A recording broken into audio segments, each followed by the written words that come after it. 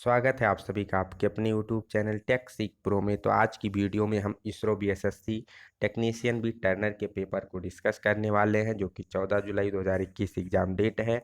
इस वीडियो में हम डिस्कस करेंगे किस क्वेश्चन का कौन सा उत्तर गलत है, कौन सा उत्तर सही है, क्या सही उत्तर होना चाहिए था। कंप्लीट डिस्कशन करने वाले हैं इस वीडियो में हम। इससे रिलेटेड जो भी और क्वेश्चन बन सकते हैं उसको भी डिस्कस करेंगे। साथ ही साथ जो WCS के क्वेश्चन पूछेंगे उस पर अपना मेन फोकस होगा। तो अभी तक अगर आपने चैनल को सब्सक्राइब नहीं किया है तो चैनल को सब्सक्राइब करके बेल आइकन वाला बटन दबा लीजिए। चलिए स्टार्ट करते हैं वीडियो को। पहला क्वेश्चन पूछा गया था, रफ विथ इस टर्म एसोसिएटेड विथ। जो कर्व है ये किससे संबंधित होता है? तो बेसिकली ये गैस कटिंग से संबंधित होता है। जब भी हम वेल्डिंग नोजल जो है उसका प्रयोग करते हुए जब गैस कटिंग करते हैं तो जितनी चौड़ाई में वो मेटल को कट करता है वही क्या होता है, रफ होता है। अब यहाँ पर गैस कटिंग नहीं दिया गया है, लेजर कटिंग ऑप्शन दिया गया है। तो चाहे लेजर के द्वारा कट किया जाए या गैस के द्वारा कट किया जाए, जो भी मेटल कटिंग की चौड़ाई होगी वही क्या होगी, विड्थ होगी, रफ होगी।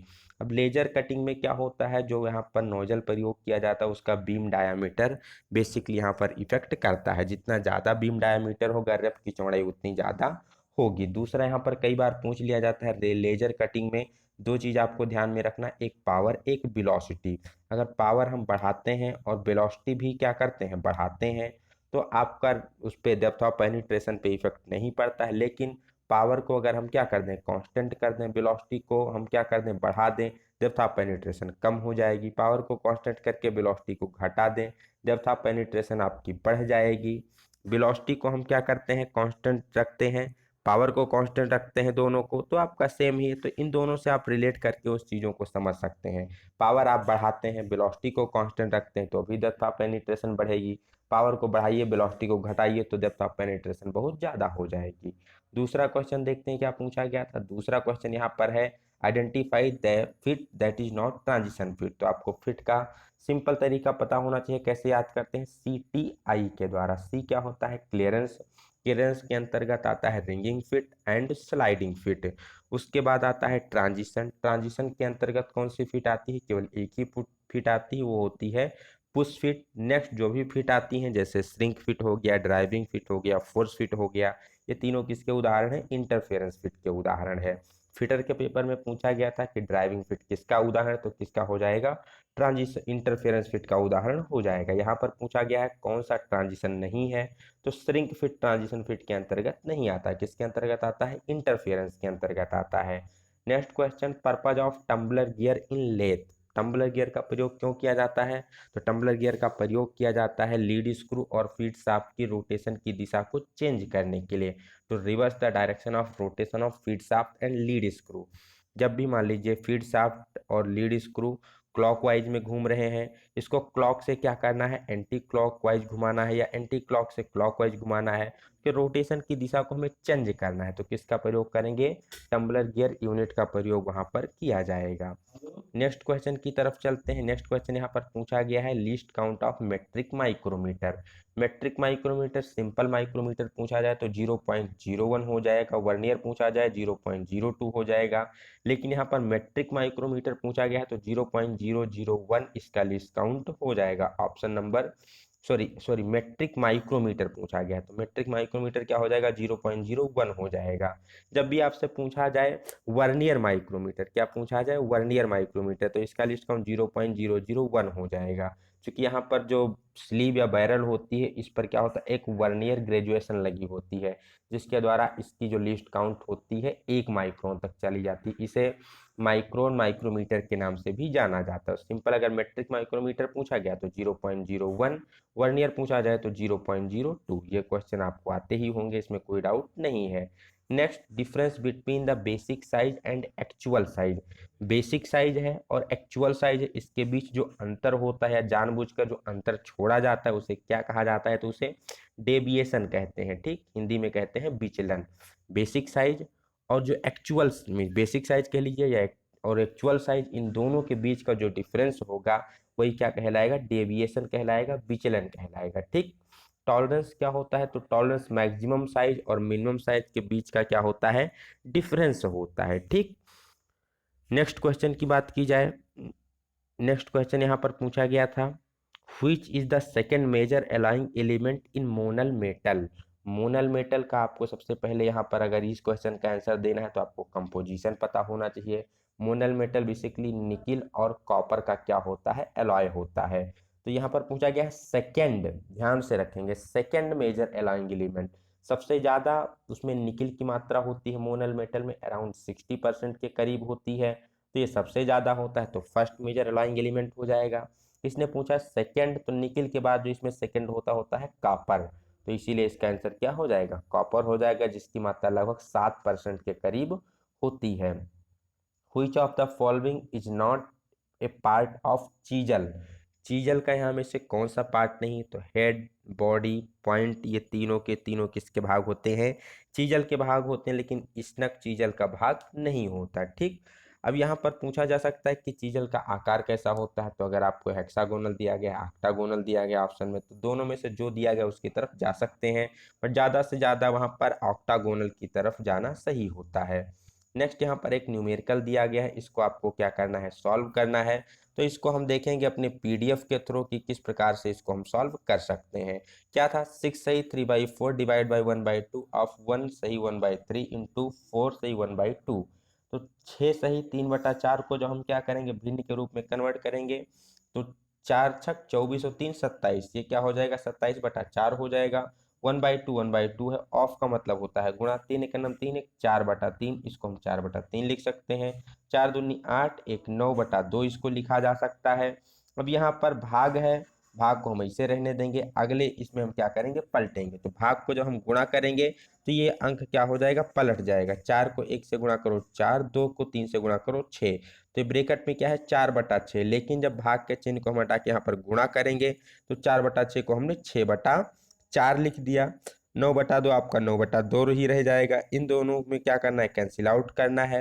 कैंसिल आउट, 6 को 2 से कैंसिल करेंगे 3 बचेगा, फिर 9 त्रिक 27, 27 का स्क्वायर कितना होता है, 729 होता है, बटा 4 चौके 16, इसको डिवाइड करेंगे तो ये 45 बार जाएगा, 9 आपका शेष बचेगा, तो 45 सही 9/16 इस क्वेश्चन का करेक्ट आंसर आ जाएगा। ठीक, तो यहाँ पर ऑप्शन नंबर किसमें, बी ए में दिया गया है, 45 सही 9/16। नेक्स्ट क्वेश्चन की बात करते हैं, 9 नंबर। यहाँ पर the life of a lathe tool is 400 minute, कोई एक लेथ टूल है जिसकी लाइफ कितनी है, 400 मिनट, मीन 400 मिनट तक चल सकता है। When operating at a cutting speed 40 metre per minute, अगर आप उस टूल को 40 मीटर पर मिनट की स्पीड पे चलाते हो तो वो टूल 400 मिनट तक काम कर सकता है। ठीक, अब इसको कैसे कैलकुलेट करते हैं, तो बी टी की पावर एन बराबर सी से कैलकुलेट करते हैं। अब आपको क्या करना है, फाइंड आउट करना है maximum cutting speed for tool life 900 minute. अब उसी सेम टूल को हमें क्या करना है, 400 की जगह 900 मिनट तक यूज करना है, तो इसके लिए मैक्सिमम कटिंग स्पीड हम कितनी रख सकते हैं, यही इस क्वेश्चन में पूछा गया है। जबकि आपको एन की वैल्यू दी गई है 0.5 है, कि जो एन यहाँ पर कॉफिशियंट है, इसकी वैल्यू आप कितनी ले सकते हैं, 0.5 ले सकते हैं। फार्मूला क्या है आपके पास, बी टी की power N equal to C, B यहाँ पर कटिंग स्पीड है आपका मीटर पर मिनट में, टी टाइम है, life time of cutting tool जिसकी यूनिट होती है मिनट, एन और सी यहाँ पर ये बेसिकली जो इक्वेशन है इसे टेलर इक्वेशन के नाम से जानते हैं, तो एन और सी क्या है, टेलर का कॉफिशिएंट है। अब यहाँ पर हमें क्या करना है, एक बार तो बी दिया गया है, टी दिया गया है, एन दिया गया है, सी कैलकुलेट करो, फिर उसी को उठा के सी की वैल्यू पुट अप करके यहाँ पर टी कैलकुलेट, बी कैलकुलेट करो, तो बट सी क्या है, दोनों स्थिति में बराबर है, टूल एक ही है, तो सी और एन की वैल्यू चेंज नहीं होगी, इसलिए हम क्या करेंगे, B1 T1 पावर एन बराबर सी और B2 T2 पावर एन बराबर सी, तो दोनों सी आपस में बराबर हैं, तो ये पक्ष भी आपस में दोनों क्या हो जाएगा, बराबर हो जाएगा, इसीलिए हमने यहाँ पर लिखा B1 T1 पावर एन बराबर B2 T2 पावर एन। ठीक, B1 की वैल्यू 40 थी आपकी, टी की वैल्यू पहले थी कि 400 से मिनट तक चलता है, एन की वैल्यू 0.5 दी है तो 0.5 रख दिए, B2 की वैल्यू आपको निकालनी है, T2 दिया गया है 900 मिनट तक चलाना है, एन की वैल्यू 0.5। अब 0.5 को हम क्या लिख सकते हैं, 1/2 लिख सकते हैं। अब किसी की भी पावर 1/2 है तो इसका मतलब क्या है, उसका रूट निकालना है। ठीक, तो जब आप 400 का रूट निकालोगे तो 20 आएगा, 900 का निकालोगे तो कितना आएगा, 30 आएगा। ठीक, तो 40 × 400, इधर 900 था, इधर आया बटा में 30 हो जाएगा, तो जब जीरो से जीरो कैंसिल करेंगे 40 दूना 80/3, 80/3 मतलब लगभग 26.67 मिनट इस क्वेश्चन का उत्तर आ जाएगा। ठीक, तो आशा करते हैं क्वेश्चन आपको समझ में आया होगा। कुछ नहीं करना था, बी टी की पावर n बराबर सी में दोनों आपको इक्वल कर देना था। b1 t1 दिया गया था, b2 यहाँ पर आपको निकालना है, t2 भी दिया गया था, n भी दिया गया था। ठीक, कोफिशिएंट हमें निकालने की जरूरत नहीं थी। तो कितना उत्तर आ जाएगा, 26.67 मिनट इसका उत्तर आ जाएगा। मीन्स अगर आप 40 मीटर पर मिनट की स्पीड पर चलाते हो तो 400 सेकंड चलेगा, 26.67 मीटर पर मिनट पर चलाते हो तो टूल कितना चलेगा, 900 मिनट तक टूल कार्य करेगा। ये उसकी टूल लाइफ होती है। Sine bar is made of, sine bar किसका बनाया जाता है, तो बेसिकली किसका बनाया जाता है, स्टेबलाइज्ड क्रोमियम स्टील का। कहीं कहीं निकिल क्रोम स्टील भी आपको मिल जाता है, तो बट मैक्सिमम कंडीशन में स्टेबलाइज्ड क्रोमियम स्टील ही मिलता है। ठीक, या क्रोम स्टील भी आप इसे कह सकते हैं। Next, in an abrasive wheel specification 36A46 के 5 VVE 46 स्टैंड फॉर। यहाँ पर 46 किसको डिनोट करता है, तो 46 क्या है, यहाँ पर ग्रेन का साइज होता है। ठीक, ग्रेन साइज कितना है वही यहाँ पर दिखाता है। 10 से 24 हो गया, 30 से 60 हो गया, 10 से 24 आपका कह सकते हैं कोर्स है, फिर मीडियम है, फिर फाइन है, फिर वेरी फाइन है। तो 46 मीडियम ग्रेन साइज के अंतर्गत आता है, जो कि क्या है, ग्रेन का साइज बताता है। ये आपका एब्रेसिव बताता है, 5 आपका स्ट्रक्चर बताता है, फिर बॉन्ड है, फिर यहाँ पर आगे कंपनी का नंबर वगैरह दिया जाता है। नेक्स्ट क्वेश्चन, ये soft fine grained grinding wheel is use to grind. अब आपको एक चीज यहाँ से क्लियर होनी चाहिए, लैपिंग, होनिंग और ग्राइंडिंग, ये तीन चीजें आपस में इंटर रिलेट करती हैं। ठीक है, यहाँ पर अगर पूछा जाए ग्राइंडिंग से, तो ग्राइंडिंग में क्या होता है, सॉफ्ट ग्रेन ग्राइंडिंग व्हील। अगर सॉफ्ट ग्रेन का ग्राइंडिंग व्हील है तो ये किसके लिए प्रयोग किया जाएगा, हार्ड के लिए प्रयोग किया जाएगा। हार्ड के साथ साथ मेटल ब्रिटल होगा, आपको पता है जो जितना हार्ड होता है उतना ब्रिटल होता है। अब अगर ग्राइंडिंग व्हील का जो ग्रेड है क्या है, हार्ड है, तो किसके लिए प्रयोग किया जाएगा, सॉफ्ट के लिए प्रयोग किया जाएगा और डक्टाइल के लिए प्रयोग किया जाएगा। यहाँ क्या दिया गया है, फाइन ग्रेन दिया गया है, तो फाइन ग्रेन किसके लिए प्रयोग किया जाएगा, हार्ड और ब्रिटल मटेरियल के लिए प्रयोग किया जाएगा। तो ऑप्शन नंबर ए के साथ इस क्वेश्चन में हम क्या कर सकते हैं, जा सकते हैं।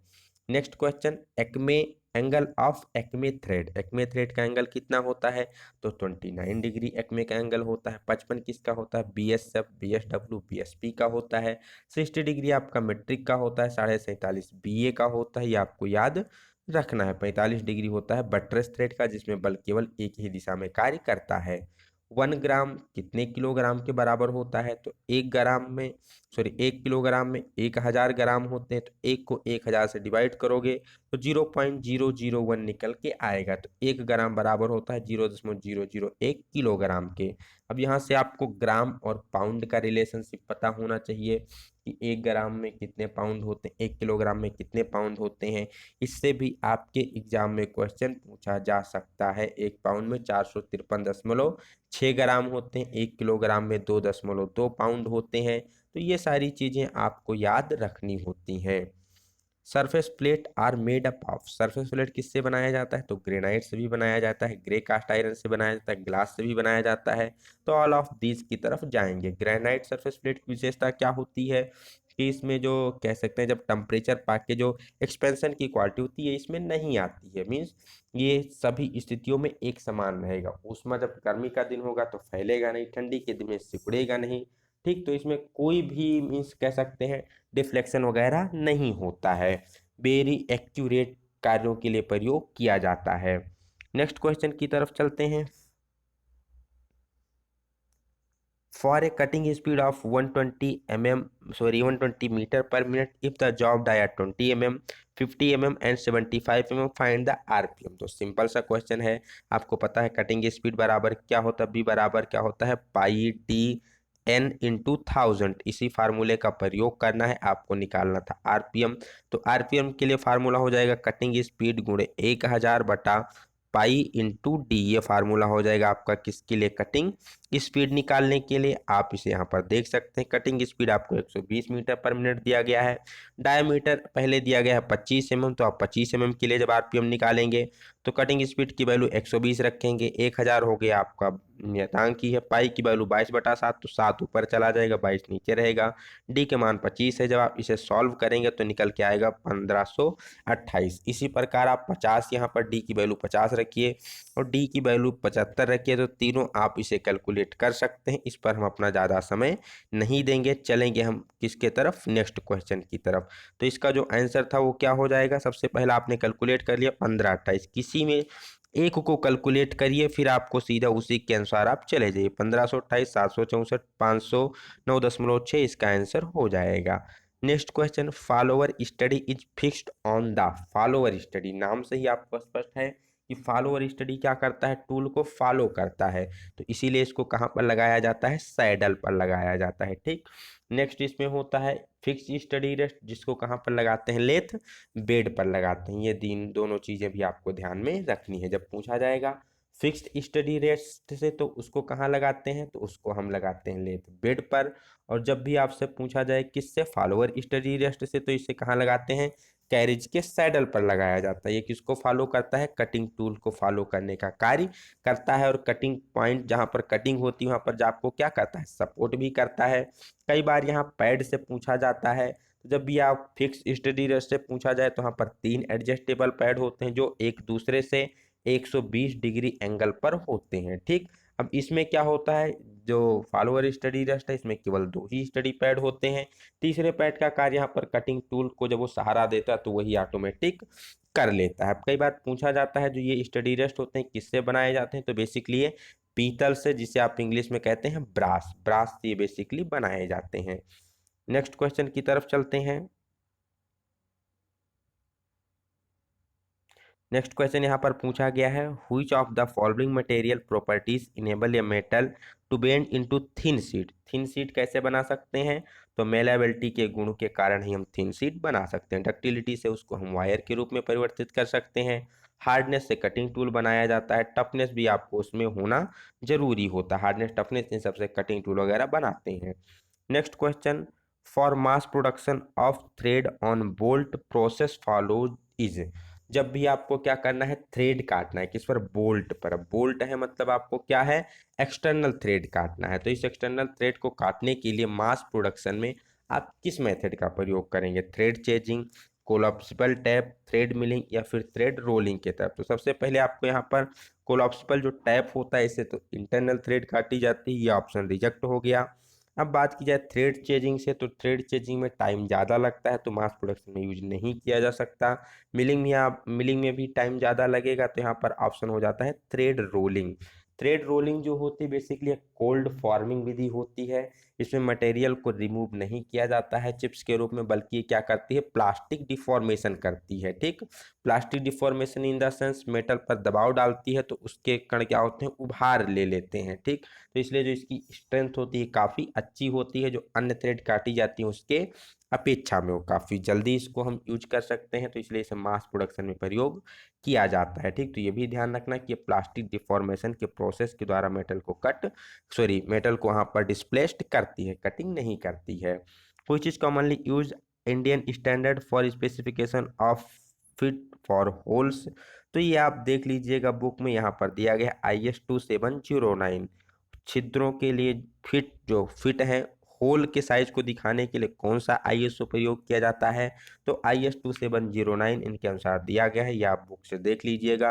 होल और शाफ्ट के लिए जो भी अलग अलग होगा। 56H7 होल की रीमिंग करनी है। ठीक, 56H7 रीम्ड होल आपको बनाना है, तो इसके लिए ड्रिलिंग का साइज कितना होगा, आप सभी को पता है। जब हमें रीमिंग करनी होती है तो उससे पहले मीन्स ड्रिल किया जाता है, तो ड्रिल करते समय रीमिंग के लिए हमें अलाउंस देना पड़ता है कि प्रॉपर मटेरियल होना चाहिए सरफेस फिनिशिंग के लिए, तो वही ड्रिल का साइज कितना होगा। तो ड्रिल का साइज का फार्मूला होता है reamer size minus under size plus over size. अब जो अंडर साइज होता है ये वेरी करता है according to the diameter of किसके, जो ड्रिल का डायमीटर है उसके अनुसार अंडर साइज वेरी करता रहता है। लेकिन यहाँ पर जो ओवर साइज होता है, ये ओवर साइज सभी स्थिति में फिक्स रहता है। ओवर साइज कितना फिक्स रहता है, 0.05 ओवर साइज हमेशा फिक्स है, जबकि जो अंडर साइज है ड्रिल के डायमीटर के अनुसार वेरी करेगा। जैसे अगर मान लीजिए 0.5 तक की ड्रिल है तो वहाँ पर 0.1 से 0.2 हम दे सकते हैं अंडर साइज। ठीक, 5 से लेकर के अगर 20 तक है तो जनरली 0.2 से 0.3 दिया जाता है। आपको यही ध्यान रखना है कि 5 से 20 वाले रेंज में वहाँ पर अंडर साइज कितना होता है, तो 0.2 से 0.3 होता है। 10 तक है तो 0.2 यूज करिए, 10 से ऊपर है तो 0.3 यूज करिए। वैल्यू पुटअप कर देंगे, 0.2 प्लस 0.05 माइनस कर देंगे 6 में से, तो 5.75 निकल के आएगा, जो कि ऑप्शन में नहीं दिया गया है। इसलिए हम किसके तरफ जाएंगे, 5.8 की तरफ जाएंगे। तो इस क्वेश्चन को आप डायरेक्टली याद रख सकते हैं, कई बार एग्जाम में क्वेश्चन पूछा गया है, तो इस पर आपको कैलकुलेशन के लिए टाइम वेस्ट नहीं करना है, डायरेक्टली इसको आप याद रख सकते हैं। What will be the result if the clearance angle in drill is increased? Drill में जब हम क्लियरेंस एंगल बढ़ाते हैं तो क्या होता है, तो जैसे जैसे आप क्लियरेंस एंगल बढ़ाते जाते हैं उसकी जो कटिंग एज है क्या होती जाती है, कमजोर हो जाती है। तो वीक कटिंग एज वहां पर प्राप्त होगा जैसे जैसे हम उसका क्या बढ़ाते जाएंगे, क्लियरेंस एंगल बढ़ाते जाएंगे। अगर क्लियरेंस एंगल एक स्टैंडर्ड से कम है तो वहां पर सरफेस फिनिश अच्छी नहीं आएगी, ड्रिल आपका फंस के टूट भी सकता है, ज़्यादा होने पर भी कटिंग एज टूट सकती है। तो एक स्टैंडर्ड जो वहाँ पर क्लियरेंस एंगल होता है उसको मेंटेन करना जरूरी होता है। ये pip in the centre of job while facing operation on lathe is due to.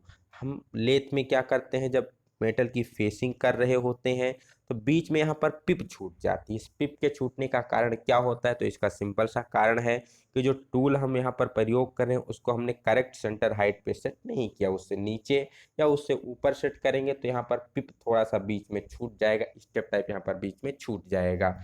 Next यहाँ पर क्वेश्चन पूछा जाता है कई बार कि कन्वेक्स और कनकेव शेप कब बनती है, किस कंडीशन में यहाँ पर कनकेव शेप बनती है और किस कंडीशन पे यहाँ पर कॉन्वेक्स शेप बनती है। तो सबसे पहले देखिए कनकेव के लिए क्या कंडीशन होती है। ठीक, कनकेव के लिए जब कभी आप पूछा जाए तो कनकेव के लिए होता है टूल नॉट क्लैंप रिजिडली। जब भी हम टूल को प्रॉपर क्लैंप नहीं करते हैं, उसको टाइटली क्लैंप नहीं करते हैं, तो क्या करता है वहां पर गड्ढा टाइप कर देता है। क्या करता है वहां पर गड्ढा टाइप, कुछ इस प्रकार का। मान लीजिए हमारा फ्लैट सरफेस इस प्रकार से आना चाहिए था, बट इस प्रकार से ना कि उसको क्या कर देता है, कुछ इस प्रकार से कर देता है। तो ये होता है कनकेव सरफेस। ये कब बनती है, तो ये बनती है जब हम टूल को प्रॉपरली रिजिडली क्लैंप नहीं करते हैं। दूसरी यहाँ पर कंडीशन आती है कॉन्वेक्स सरफेस की। कॉन्वेक्स में क्या होता है, कुछ इस प्रकार से हो जाता है। तो ये कब होता है, ये पहला कारण होता है जो आप टूल प्रयोग कर रहे हैं उसकी धार सही नहीं है, थोड़ा सा ब्लंट हो गया है, तो ये आपका कॉन्वेक्स सरफेस बनाएगा। या फिर अगर कैरिज को हमने सही से लॉक नहीं किया है, फेसिंग के समय हमें कैरिज को लॉक कर देना होता है, अगर आपने कैरिज को लॉक नहीं किया है तो भी यहाँ पर कनकेव सरफेस प्राप्त होगी। तो ये था 3 रीजन जो कि आपसे फेसिंग से रिलेटेड एग्जाम में क्वेश्चन पूछा जाता है। Alloy of copper and tin are term as. Copper और टिन का जो एलॉय होता है उसे क्या कहते हैं, ब्रोंज कहते हैं। कॉपर और जिंक को क्या कहते हैं, ब्रास कहते हैं। स्टील तो आप सभी को पता ही है, आयरन और कार्बन का मिक्सर होता है डिफरेंट डिफरेंट परसेंटेज में। नेक्स्ट यहाँ पर एक कार्बाइड टिप टूल का स्पेसिफिकेशन दिया गया था। यहाँ पर पूछा गया था यन किससे संबंधित है, तो ये आप लोग अपने ट्रेड थ्योरी के बुक में जो भी लेड टूल होगा वहाँ पर कार्बाइड टिप जब खोलेंगे तो वहाँ पर आपको ये चीज़ मिल जाएगी। तो यन का मतलब होता है क्लास ऑफ चिप ब्रेकर की, कौन सा चिप ब्रेकर का क्लास आप वहाँ पर यूज कर रहे हैं उसी को यन रिप्रेजेंट करता है। Next question, which of the following gear is used where a large speed reduction is required. जहाँ पर काफ़ी अधिक मात्रा में हमें स्पीड को रिडक्शन करना होता है, मीन्स स्पीड को घटाना होता है, वहाँ पर किस गियर का प्रयोग किया जाता है, तो इसके लिए प्रयोग किया जाता है वर्म एंड वर्म व्हील का। इसका जो रेशियो होता है 500:1 है। इसके कहने का मतलब क्या है, मान लीजिए 500 आरपीएम पर कोई चीज़ घूम रही है, अब उसको हमें 500 से अगर डायरेक्टली 1 पर लाना है, इतना रिडक्शन करना है। आपकी स्पीड 500 थी, 500 से हमने उसको कहाँ पर कर दिया, 1 पर कर दिया। तो इतना कम करने के लिए किसका प्रयोग किया जाएगा, तो वर्म एंड वर्म व्हील का प्रयोग किया जाएगा। ठीक, सिंपल सा जो आप लोग मशीन वगैरह देखते हैं, चारा काटने की मशीन गाँव में आप बहुत तेजी से ला के घुमाते हैं, वो क्या होता है केवल 1 राउंड घूमता है। तो वहाँ पर वर्म एंड वर्म व्हील का ही प्रयोग किया जाता है। टेक्निकल में बात की जाए तो आपने देखा होगा इंडेक्सिंग हेड मैकेनिज्म या इंडेक्सिंग गियर मैकेनिज्म कह लीजिए, उसमें भी worm wheel and worm shaft का प्रयोग किया जाता है। ठीक, नेक्स्ट क्वेश्चन की तरफ चलते हैं। नेक्स्ट क्वेश्चन है least count of vernier bevel protector. Vernier bevel protector की लीस्ट काउंट कितनी होती है? तो जब वर्नियर बेवल प्रोटेक्टर पूछा जाए तो इसकी लीस्ट काउंट होती है 5 मिनट। कितनी होती है? 5 मिनट इसकी लीस्ट काउंट होती है। अब इसमें कई सारे क्वेश्चन आपसे पूछे जा सकते हैं, जैसे वर्नियर बेवल प्रोटेक्टर की आपको पार्ट पता होने चाहिए, इसका list count means main scale का पता होना चाहिए, वर्नियर स्केल का पता होना चाहिए, वर्नियर स्केल कहाँ होती है, मेन स्केल कहाँ होती है, सारी चीज़ें आपको इससे रिलेटेड पता होनी चाहिए जो कि आपके हर एक एग्जाम में पूछी जाती है। तो इसको आप नोट डाउन कर लीजिए, डिटेल में इसको पढ़ लीजिएगा। Next question, phenyl formaldehyde is also called as. जो फिनाइल फॉर्मेल्डिहाइड है उसे किस नाम से जाना जाता है? तो उसे बेकेलाइट के नाम से जाना जाता है। ये क्या है? बेसिकली टाइप ऑफ प्लास्टिक होता है। In an iron carbon phase diagram Y axis represent. जो आयरन कार्बन फेज डायग्राम है यहाँ पर वाई एक्सिस पर क्या होता है? तो वाई एक्सिस पर बेसिकली, और एक्स एक्सिस पर क्या होता है? तो वाई पर टेम्परेचर, वाई पर क्या होता है? टेम्परेचर, और एक्स पर कार्बन परसेंटेज होती है। यहाँ पर आप देख सकते हैं आयरन कार्बन फेज डायग्राम। ठीक, इस फिगर में आपको आयरन कार्बन फेज डायग्राम दिखाया गया है। तो अगर यहाँ पर आप ध्यान से देखें तो ये होता है हमारा वाई एक्सिस और ये होता है एक्स एक्सिस। तो यहाँ पर वाई एक्सिस पर क्या दिखाया गया है? टेम्परेचर दिखाया गया है, और एक्स एक्सिस पर क्या दिखाया गया है? कार्बन का परसेंटेज दिखाया गया है। अब इस फिगर को थोड़ा सा हम जूम कर लेते हैं। ठीक, यहाँ पर दिखाया गया है hypoeutectoid steel, hypereutectoid steel, eutectoid steel composition यहाँ पर दिखाया गया। कब पेयरलाइट फेराइट होता है, पेयरलाइट एंड सीमेंटाइट कब होता है, मार्टेनसाइट कैसे बनता है, आस्टेनाइट कैसे बनता है। जो सारी चीज़ें होती हैं हीटिंग एंड कूलिंग की, वो कहाँ से आती हैं? इसी आयरन कार्बन फेज डायग्राम से ही निकल कर आती हैं। बहुत सिंपल पूछा गया था कि वाई एक्सिस पर क्या होता है? तो टेम्परेचर होता है। एक्स एक्सिस पर क्या होता है? तो एक्स एक्सिस पर आपका होता है कार्बन की परसेंटेज मात्रा। नेक्स्ट क्वेश्चन की तरफ चलते हैं। 30 number, the carbon percentage range from how much in hyper eutectoid steel. तो हाइपर का मतलब 0.7 से ज़्यादा होगा, तो 0.8 से 2% तक। ठीक, अब यहाँ पर थोड़ा सा ध्यान से देखिए, अगर 0.8 से कम है तो इसे कहा जाता है हाइपो यूटेक्टोइड स्टील। एग्जैक्ट 0.8 है तो इसे यूटेक्टोइड स्टील, 0.8 से ज़्यादा है तो इसे हाइपर यूटेक्टोइड स्टील के नाम से जाना जाता है। नेक्स्ट क्वेश्चन, 100 mm साइन बार को 30 डिग्री के कोण में ले जाने के लिए एंगल कितना होगा? स्लिप गेज की जो ऊंचाई है कितनी होगी? ठीक, calculate the height of the slip gauge block required for rise 100 mm sine bar to angle of 30 degree. Slip gauge कहाँ पर लगा होता है? स्लिप गेज आपके लंब का कार्य करता है। बेस यहाँ हो गया, और साइन बार को हम हाइपोटेनियस पर प्लेस करते हैं। तो साइन बार की यहाँ पर आपको लेंथ दी गई है, कितनी है? 100 है। एंगल कितना है? तो एंगल यहाँ पर 30 डिग्री है। आपको निकालना क्या? स्लिप गेज की ऊंचाई निकालनी है। तो इसमें आप सभी को पता है साइन लगाते हैं, साइन बराबर होता है लंब बटा कर्ण। लंब मीन्स जो आपका ये सिंपल वाला साइड है। ठीक, ये हो गया एच। कर्ण की वैल्यू है 100, डिग्री कितना है? 30। 30 डिग्री की वैल्यू होती है 1/2, बराबर हो जाएगा h/100 के। 2 से h आपका कैंसिल, 50 आ जाएगा। तो h की वैल्यू कितनी हो जाएगी यहाँ पर? 50 mm हो जाएगी। सिंपल। एक दूसरा तरीका भी इसका देख लीजिए। जब भी राइट एंगल ट्रायंगल की बात की जाए, किसकी बात की जाए? राइट एंगल ट्रायंगल की। तो जो 30 डिग्री के सामने की भुजा होती है, अगर ये 30 डिग्री है, कितना है? 30 डिग्री है, इसके सामने की भुजा हमेशा ए होती है। 60 डिग्री के सामने की भुजा a√3 होती है, और 90 डिग्री के सामने की भुजा 2a होती है। तो 2a की वैल्यू आपको 100 दी गई थी, तो a की वैल्यू कितनी हो जाएगी? 50 हो जाएगी। बेस पूछता तो कितना हो जाता? 50√3 हो जाता, लगभग 75 के करीब वो आपका आ जाता।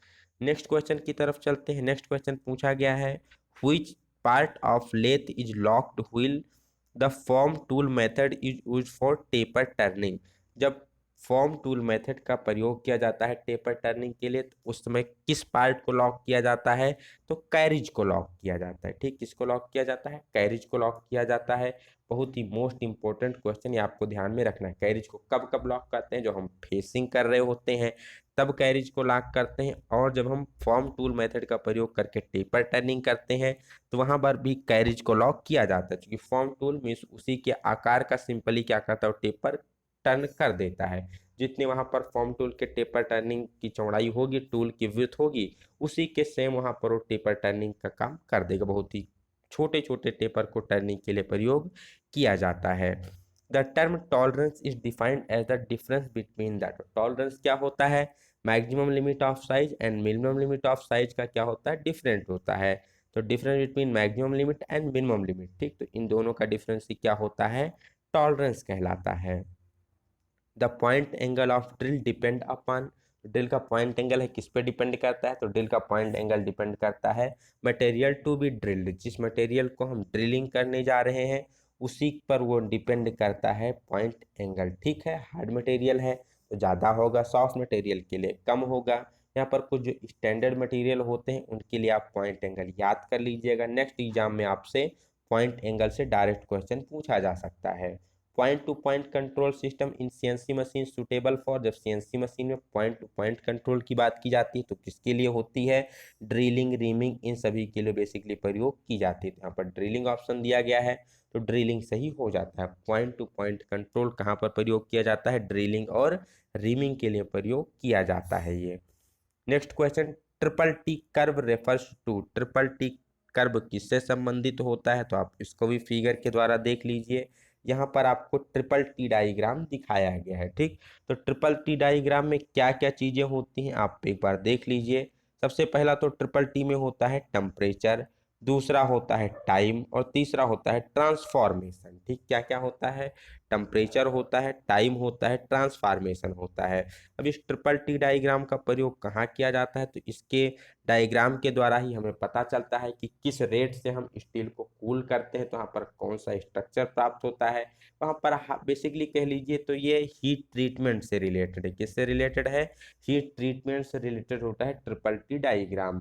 कितने पर गर्म किया जाए तो कौन सा स्ट्रक्चर आएगा, किस रेट से कूलिंग की जाए कौन सा स्ट्रक्चर आएगा।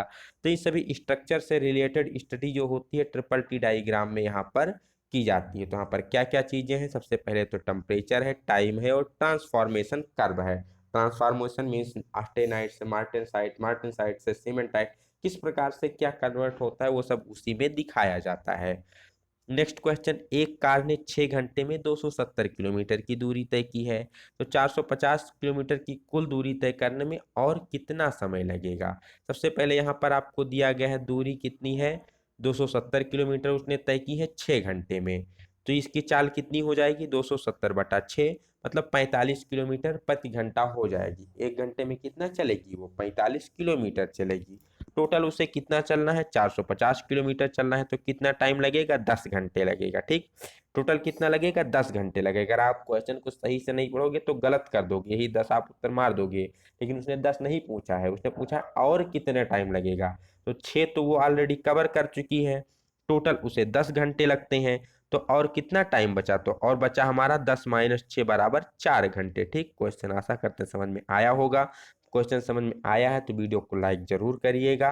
टाइम कितना दिया था? 6 घंटे दिया गया था। डिस्टेंस 270 किलोमीटर, तो स्पीड क्या हो जाएगी? 45 किलोमीटर पर घंटा हो जाएगी। टोटल 450 किलोमीटर चलना है तो टाइम कितना लगेगा? 10 घंटे लगेगा। पहले उसने 6 घंटे ट्रेवल कर लिया है तो और कितना ट्रेवल करेगा?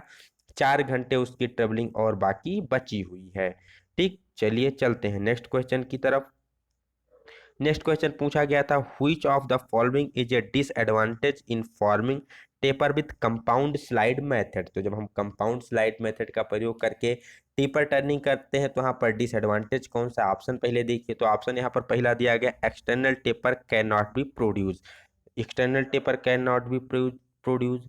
दूसरा, steep taper can not be produce. Third, internal taper can not be produce. Third, taper length is limited to the movement of the top slide. तो यही इसका क्या है? सबसे मेन डिसएडवांटेज होता है, ठीक। यहाँ पर बेसिकली कंपाउंड स्लाइड का जब हम प्रयोग करते हैं तो टेपर के जो मीन्स लंबाई होती है बहुत ही लिमिटेड होती है, बहुत ही कम लंबाई में हम टेपर को टर्निंग कर पाते हैं। लेकिन टेपर का एंगल बहुत ज़्यादा होता है, मीन्स आप स्टीप टेपर कटिंग कर सकते हैं, ठीक। टेपर का एंगल ज़्यादा होता है, लेकिन टेपर की लंबाई क्या होती है, कम होती है। किसमें, कंपाउंड स्लाइड मेथड में। इसी के विपरीत जब आप टेल स्टॉक मेथड का प्रयोग करते हैं तो वहाँ पर टेपर की लंबाई जो लेंथ होती है क्या होती है, ज़्यादा होती है, ज़्यादा लंबाई में टेपर टर्निंग कर सकते हैं, लेकिन वहाँ पे टेपर का एंगल क्या होता है, कम होता है। ठीक, वहाँ पर ज़्यादा एंगल में आप टेपर टर्निंग नहीं कर सकते हैं। ठीक, और यहाँ पर कंपाउंड स्लाइड में आप ज़्यादा एंगल पर टेपर टर्निंग कर सकते हैं, स्टीप टेपर काट सकते हैं। Next question, Indian standard IS 24281964 किससे डील करता है? तो बेसिकली ये डील करता है किससे, आप क्लासिफिकेशन ऑफ कार्बाइड टिप से, जो भी कार्बाइड टिप टूल है उससे रिलेटेड होता है। IS 2428, ये आप ध्यान से देख लीजिएगा कौन सा ISO किससे रिलेटेड है। Next, carbon content in mild steel. Mild steel में कार्बन की मात्रा कितनी होती है, परसेंटेज मात्रा। तो सबसे पहले आपका जो स्टील है उसको 3 पार्ट में डिवाइड किया जाता है, low carbon steel, medium carbon steel, high carbon steel. Low carbon steel में 0.15 से लेकर के 0.3 तक कार्बन परसेंटेज पाई जाती है। मीडियम में 0.3 से लेकर के 0.6% तक कह सकते हैं, 0.7 कहीं कहीं मिलता है। हाई कार्बन स्टील 0.6 से लेकर के 1.5 या कहीं कहीं पर आपको 2% तक भी मिल जाता है। अब जो माइल्ड स्टील है कि इसके अंतर्गत आती है, लो कार्बन स्टील के अंतर्गत ही आती है माइल्ड स्टील। तो माइल्ड स्टील सबसे पहले जो डेड माइल्ड स्टील होता है, डेड माइल्ड स्टील में होता है पॉइंट कह सकते हैं 1 से 0.125 तक होता है, किसमें, डेड माइल्ड स्टील में। नेक्स्ट जो माइल्ड स्टील आती है उसमें 0.15 से लेकर के 0.3% तक कार्बन की परसेंटेज मात्रा पाई जाती है। तो यहाँ पर ऑप्शन दिया गया था carbon percentage in mild steel. अब डेड माइल्ड स्टील नहीं कहा गया ना वेरी माइल्ड स्टील कहा गया, तो सिंपली 0.25 तो आपका या 0.3 लास्ट है ही है। स्टार्टिंग आप ले सकते हैं 0.05 से, 0.05 से 0.25% तक आपका माइल्ड स्टील की रेंज होती है, या इसी को आप लो कार्बन स्टील के नाम से जानते हैं। लो कार्बन स्टील 0.3 के नीचे, चाहे 0.05 से स्टार्ट हो, 0.15 से स्टार्ट हो, doesn't matter. Next question, taper shank of drill are held on the machine by means of. Taper shank को किसके द्वारा हेल्ड किया जाता है, या तो स्लीव में या फिर किसमें, सॉकेट में। तो स्लीव यहाँ पर ऑप्शन दिया गया है, सॉकेट ऑप्शन नहीं दिया गया है। टिक चक में हम स्ट्रेट सैंक को होल्ड करते हैं, ड्रिफ्ट के द्वारा उसको निकाला जाता है। यहाँ पर फिटर में एक क्वेश्चन पूछा गया था, टेपर स्क्वायर ड्रिफ्ट का प्रयोग क्या होता है, तो स्टड स्क्रू जो टूट जाते हैं जॉब के अंदर उसको निकालने के लिए प्रयोग करते हैं। लेकिन ड्रिफ्ट का पूछा जाए तो ड्रिफ्ट का प्रयोग किया जाता है ड्रिल के मशीन के स्पिंडल से ड्रिल को निकालने के लिए, स्लीव सॉकेट को निकालने के लिए। टेपर ड्रिल पूछा गया है तो स्लीव और सॉकेट में प्रयोग किया जाता है, उसके द्वारा उसको होल्ड किया जाता है। Next question, improper crest flat root radius and profile error during thread forming operation can be corrected by। Thread forming की जा रही है, वहां पर क्रेस्ट, फ्लेट है, रूट है, रेडियस है, प्रोफाइल, जो भी एरर है, इन सारी एरर को कैसे सही करते हैं, तो इसको चेजर के द्वारा सही किया जाता है। ठीक, चेजर क्या करता है, थ्रेड को रेक्टिफाई करने का काम करता है। Next, the roughness value, RA value of N1 जो सबसे स्टैंडर्ड सबसे लोवेस्ट यहाँ पर ग्रेड है, इसकी वैल्यू कितनी होती है, तो इसकी वैल्यू 0.025 माइक्रोन होती है। और जो इसके ग्रेड हैं वो देख लीजिए आप, इसे कई बार पूछा जाता है N1 N2 N3 के लिए कितने त्रिभुज होते हैं, 4 त्रिभुज होते हैं। सबसे फाइन होता है N1 की वैल्यू 0.025, N2 0.05, जस्ट इसी को आपको डबल करते जाना है। N3 की वैल्यू 0.1, N4 N5 N6 है तो इसके लिए 3 त्रिभुज होगा, N4 की वैल्यू 0.2, N5 0.4, N6 की वैल्यू 0.8 होती है। सबसे ज़्यादा बार एग्जाम में पूछा जाता है N7 की वैल्यू, तो N7 की वैल्यू कितनी होती है 1.6, N8 की वैल्यू 3.2। ये दोनों ध्यान में रखेंगे, कई बार ये एग्जाम में पूछा जाता है। N9 की वैल्यू 6.3, N7 N8 N9 के लिए 2 त्रिभुज होगा। नेक्स्ट है N10 N11 के लिए 12.5 और 25 त्रिभुज की संख्या 1 होगी। N12 की वैल्यू 50 है, यहाँ पर रफनेस ग्रेड को प्रदर्शित करता है, ये सिंपल सा रफ सरफेस को प्रदर्शित करता है N12। नेक्स्ट क्वेश्चन की तरफ चलते हैं, H7G6 belong to which type of fit, तो बेसिकली एक क्लियरेंस फिट होती है। अब क्लियरेंस फिट में यहाँ पर कौन सी फिट हो जाएगी, तो क्लियरेंस फिट में ये आपकी प्रिसीजन स्लाइडिंग फिट के अंतर्गत आती है। इसको भी आप लिमिट फिट वाले चैप्टर में आप H7G6 यहाँ पर जितने भी स्टैंडर्ड होते हैं इसको एक बार देख लीजिएगा।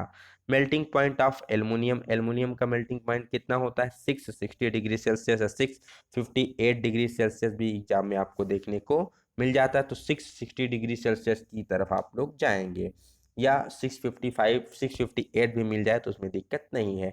कई बार पूछा जाता है इसकी डेंसिटी कितनी होती, घनत्व कितना होता है, तो 2.7 इसका घनत्व होता है। यहाँ पर एल्युमिनियम पूछा गया है। नेक्स्ट एग्जाम में आपसे कॉपर का मेल्टिंग पॉइंट पूछा जाता है, 1084 हो जाएगा। कॉपर की डेंसिटी पूछी जाए 8.9 हो जाएगा।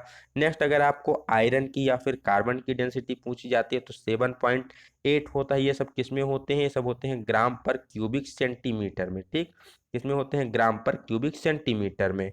नेक्स्ट यहाँ पर पूछा जाता है 420 डिग्री सेल्सियस किसका मेल्टिंग पॉइंट होता है, तो ये होता है जिंक का मेल्टिंग पॉइंट 420 डिग्री सेल्सियस। सबसे हैवी मेटल पूछा जाए तो कौन सा होता है, लेड होता है, ठीक, वो भी आपको ध्यान में रखना होता है। नेक्स्ट क्वेश्चन की तरफ चलते हैं। नेक्स्ट क्वेश्चन यहाँ पर पूछा गया है the process of remove sufficient metal from the surface around a drill hole to form a true seat for bolt head और नट। ड्रिल किया गया होल है, इसमें नट या हमें बोल्ट को बैठाना है प्रॉपर सीटिंग के लिए। कौन सा ऑपरेशन किया जाएगा, तो स्पॉट फेसिंग की जाती है। वहाँ पर सरफेस से अतिरिक्त जो मेटल होता है, चिप्स वगैरह होती है, बर्स होते हैं, उसको रिमूव करने के लिए स्पॉट फेसिंग का काम किया जाता है। Jig is a device used for, jig का प्रयोग किसके लिए किया जाता है, जिग क्या होती है, तो जिग बेसिकली एक होल्डिंग क्या होती है, होल्डिंग और सपोर्टिंग होती है डिवाइस, जिसका प्रयोग वर्कपीस को होल्ड करने के लिए या उसको सपोर्ट करने के लिए, साथ ही साथ कटिंग टूल को गाइड करने के लिए इसका प्रयोग किया जाता है। नेक्स्ट जो फिक्चर होता है, फिक्चर का काम क्या होता है, फिक्चर केवल वर्कपीस को क्या करता है, होल्ड और सपोर्ट करता है, टूल को गाइड करने का कार्य नहीं करता है। बहुत ही बेसिक बेसिक क्वेश्चन यहाँ पर थ्योरी से पूछे गए थे, केवल डिफरेंट था तो वो वर्कशॉप कैलकुलेशन एंड साइंस का क्वेश्चन। यहाँ पर आपको एक होल का साइज दिया गया है, शाफ्ट का साइज दिया गया है, मैक्सिमम पॉसिबल क्लियरेंस पूछ रहा है कि यहाँ पर क्लियरेंस मैक्सिमम कितना हो जाएगा। तो शाफ्ट का साइज आपको दिया गया है 25 माइनस 0.04 माइनस 0.01, बेसिक है साइज है 25। तो अगर बात की जाए इसका ई एस मतलब इकार्ट सुपीरियर, ई आई मतलब इकार्ट इन्फीरियर, स्मॉल में लिखा है तो ये शाफ्ट के लिए डिनोट करता है, कैपिटल में लिखा है तो ये होल के लिए डिनोट करता है। ई एस मतलब इकार्ट सुपीरियर, अपर डिवीजन इसका, सॉरी जो मैक्सिमम है कितना हो जाएगा, तो 25 में से आप कम वाले को माइनस कीजिए तो 0.01 को माइनस करेंगे तो 24.99। मैक्सिमम शाफ्ट का साइज कितना हो सकता है, 24.99 हो सकता है। मिनिमम शाफ्ट का साइज कितना हो सकता है, तो 25 में से 0.04 को माइनस करिए तो 24.96 आप मिनिमम शाफ्ट का साइज रख सकते हैं। चलते हैं होल की तरफ। होल का मैक्सिमम साइज कितना हो सकता है, तो 25 में 0.02 को ऐड करेंगे तो 25.02 होल का मैक्सिमम साइज रख सकते हैं। मिनिमम साइज कितना रख सकते हैं, सॉरी ये था मैक्सिमम, मिनिमम कितना रख सकते हैं, तो 25 रख सकते हैं। अब क्या निकालना है, यहाँ पर मैक्सिमम क्लियरेंस निकालना है। तो मैक्सिमम क्लियरेंस निकालने के लिए हम क्या करेंगे, होल का मैक्सिमम लेंगे और शाफ्ट का मिनिमम लेंगे। होल का मैक्सिमम है 25.02, शाफ्ट का मिनिमम है 24.96, घटाएंगे तो 0.06 mm आएगा। लेकिन उत्तर आपका माइक्रोन में दिया गया है तो 0.06 का मतलब क्या है, 60 माइक्रोन, ठीक, 0.06 का मतलब है 60 माइक्रोन। यहाँ पर मान लो मैक्सिमम की जगह मिनिमम क्लियरेंस निकालनी होती तो क्या करते, हम होल का सबसे मिनिमम साइज लेते, शाफ्ट का सबसे मैक्सिमम साइज लेते, इसको माइनस करते तो कितना आता, 0.01 आता। मीन्स यहाँ पर 10 माइक्रोन का वहाँ मिनिमम क्लियरेंस होता। मैक्सिमम कितना है, तो मैक्सिमम है 60 माइक्रोन, मिनिमम कितना होता, तो मिनिमम 10 माइक्रोन का यहाँ पर क्लियरेंस होता। मान लीजिए क्लियरेंस की जगह आपको मैक्सिमम इंटरफेरेंस निकालने के लिए आ जाए तो वहाँ पर आप शाफ्ट का मैक्सिमम साइज लेंगे, होल का मिनिमम साइज लेंगे। इसी प्रकार आपको मिनिमम इंटरफेरेंस निकालना हो तो शाफ्ट का मिनिमम साइज और होल का मैक्सिमम साइज लेके आप इसको कैलकुलेट कर सकते हैं। चलते हैं नेक्स्ट क्वेश्चन की तरफ। In a metal cutting operation discontinuous chips are produce while machining. किस मेटल की मशीनिंग करते समय डिसकंटिन्यूअस चिप निकलती है, मीन्स लगातार चिप्स नहीं निकलती है। तो जब हम ब्रिटल मटेरियल की मशीनिंग कर रहे होते हैं, भंगुर पदार्थों की, तो उस समय कैसा चिप्स निकलता है, उस समय डिसकंटिन्यूअस चिप, अविरत रूप से चिप निकलती है। Next, grade of the following in term in increasing hardness of cutting tool. Cutting tool की हार्डनेस के बढ़ते हुए क्रम में लगाना है तो आपको पता है सबसे हार्ड क्या होता है, डायमंड। तो डायमंड देख लेते हैं सबसे बाद किस में है, तो दूसरे और तीसरे दो में डायमंड सबसे बाद में है। अब डायमंड के बाद क्या आ जाता है, सिरामिक आ जाता है, ठीक है, सीमेंटेड कार्बाइड आ जाता है। तो सबसे ज़्यादा क्या होगा आपका डायमंड होगा, उससे कम क्या होगा सीमेंटेड कार्बाइड होगा, उससे कम आपका high speed steel, then satellite. यहाँ पर थोड़ा सा गलत दिया गया है, सेटेलाइट जो है आपका बेसिकली इसका उत्तर क्या दिया गया है, 3 नंबर दिया गया है। सेटेलाइट को सबसे कम बताया गया है, जबकि सेटेलाइट क्या होता है हाई स्पीड स्टील से थोड़ा हार्डर होता है। तो सबसे पहले आना चाहिए था high speed steel, then satellite, then फिर आपका सीमेंटेड कार्बाइड, देन डायमंड। इस प्रकार से कुछ इसका अरेंजमेंट रहने वाला है, क्योंकि जो सैटेलाइट की कटिंग स्पीड होती है हाई स्पीड स्टील की अपेक्षा क्या होती है, डबल्ड होती है, जस्ट उसके क्या होती है, डबल्ड होती है। सैटेलाइट ने पूछा जा सकता है किसका किसका मिश्रण होता है, तो एक कोबाल्ट क्रोमियम टंगस्टन इसका मिश्रण होता है। ये हाई स्पीड स्टील से 2 गुना अधिक शॉक रेजिस्टेंस होता है। डायमंड की बात की जाए तो 50 गुना अधिक होता है, सिरामिक की बात करोगे तो 40 गुना होता है। इसी प्रकार से इनका बढ़ता चला जाता है, ठीक। नेक्स्ट क्वेश्चन की तरफ चलते हैं। नेक्स्ट क्वेश्चन पूछा गया match the following material for releasing various part. सबसे पहले बेड ऑफ प्रिसीजन लेथ, तो बेड किससे बनता है, तो बेड बनता है ढलवां लोहे से। क्रेन हुक किससे बनाया जाता है, तो क्रेन हुक रॉट आयरन से बनाया जाता है। डीजल इंजन किससे बनाएंगे, तो एल्युमिनियम एलॉय से बनाएंगे। वर्नाकुलर बॉडी, तो ये लेंस वगैरह होते हैं, किससे बनेंगे, थर्मोप्लास्टिक से बनेंगे। Next question effective diameter of A thread can be measured by.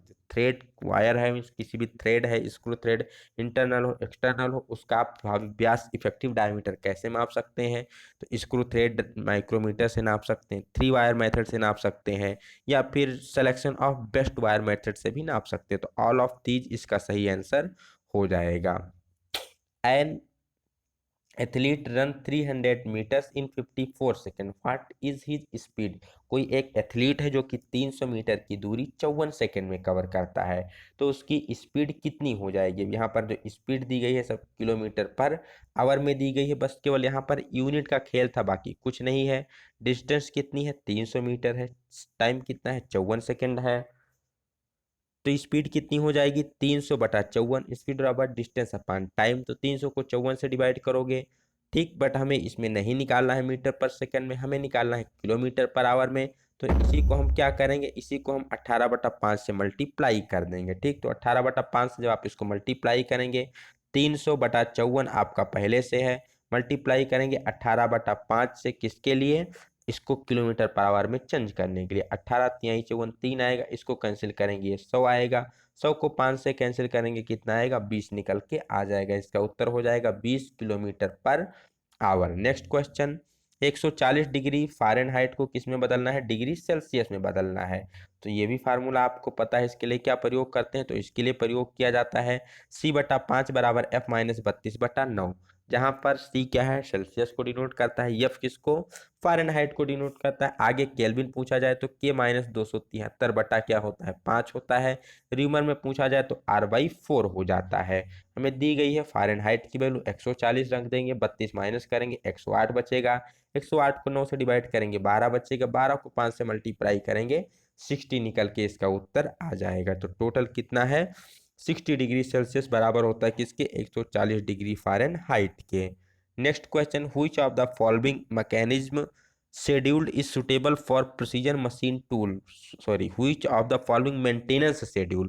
जो काफ़ी हाई प्रिसीजन वाली मशीनें होती हैं उसके लिए किस प्रकार की मेंटेनेंस की जाती है, तो काफ़ी हाई क्वालिटी की मशीन है तो महंगी मशीन होगी, तो उसमें ब्रेकडाउन होने से पहले ही उसको क्या करना होता है, उसको मेंटेन करना होता है, रेगुलर टाइम पर उसको देख रेख करते रहना होता है। तो जो रेगुलर टाइम पर होता है उसे क्या कहते हैं, प्रिवेंटिव मेंटेनेंस के नाम से जानते हैं। ब्रेकडाउन क्या होता है, जब मशीन खराब हो गई तब उसको मेंटेनेंस करिए तो ब्रेकडाउन है, इसमें काफ़ी ज़्यादा नुकसान होता है।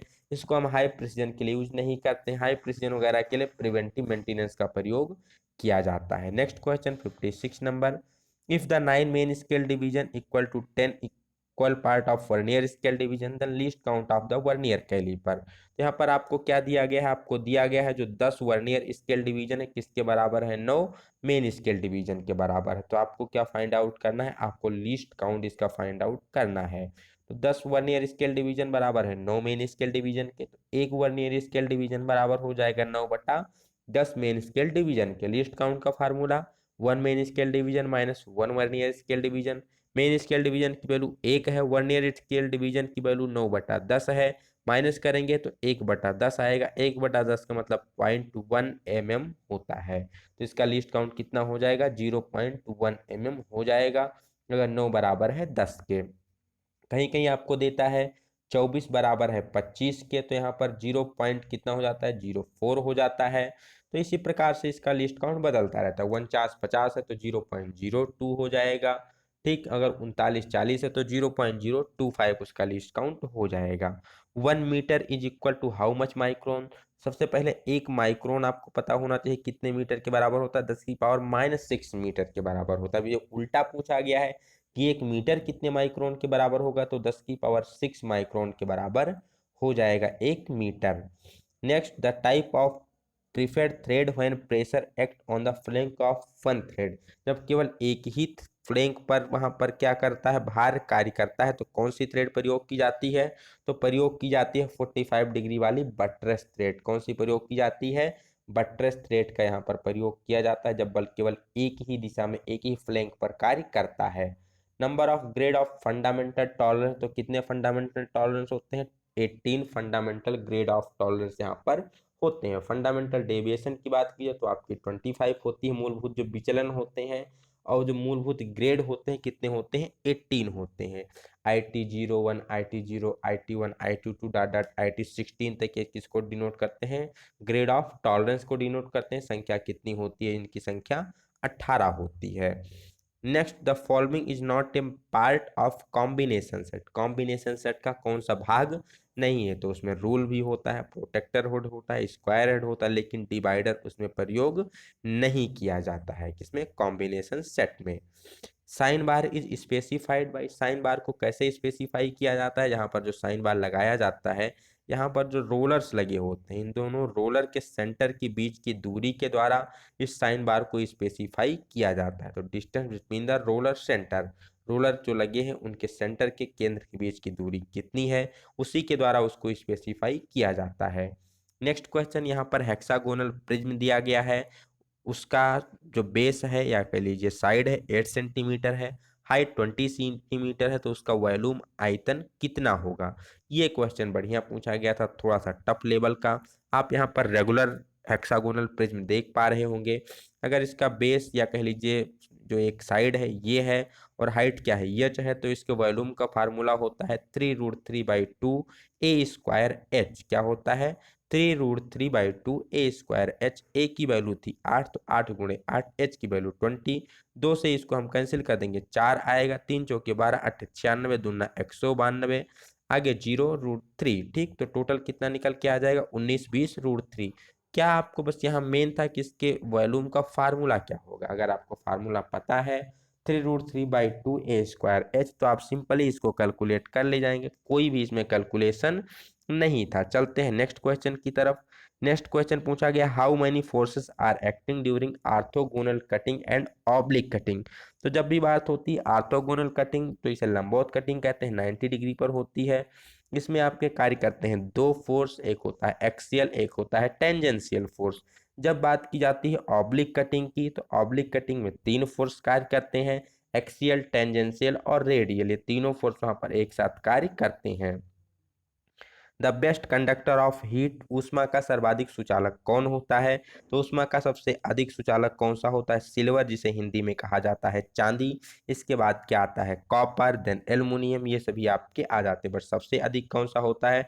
तो सबसे अधिक चांदी, जिसे कहा जाता है सिल्वर, सबसे अधिक वो होता है सुचालक। Next, plug gauge go side will have diameter equal to, तो प्लग गेज का प्रयोग सबसे पहले किसके लिए किया जाता है? तो होल के लिए किया जाता है। तो प्लग गेज का जो गो साइड है किसके बराबर होना चाहिए? तो गो का मतलब इस होल में जाना चाहिए, और नो गो का मतलब होल में नहीं जाना चाहिए। तो गो होल में जाएगा, तो होल में जाएगा मतलब मिनिमम साइज का होगा, होल में नहीं जाएगा तो क्या होगा? मैक्सिमम साइज का होगा। तो यहाँ पर पूछा गया है गो साइड किसके बराबर होता है? तो गो होल में जाता है, इसलिए वो बराबर होता है मिनिमम के। नो गो बात की जाए तो मैक्सिमम के बराबर हो जाएगा। जस्ट इसका अपोजिट हो जाता है रिंग गेज में। ठीक, रिंग गेज में जो आपका नो गो होता है वो मिनिमम के बराबर होता है, और जो गो होता है वो मैक्सिमम के बराबर होता है।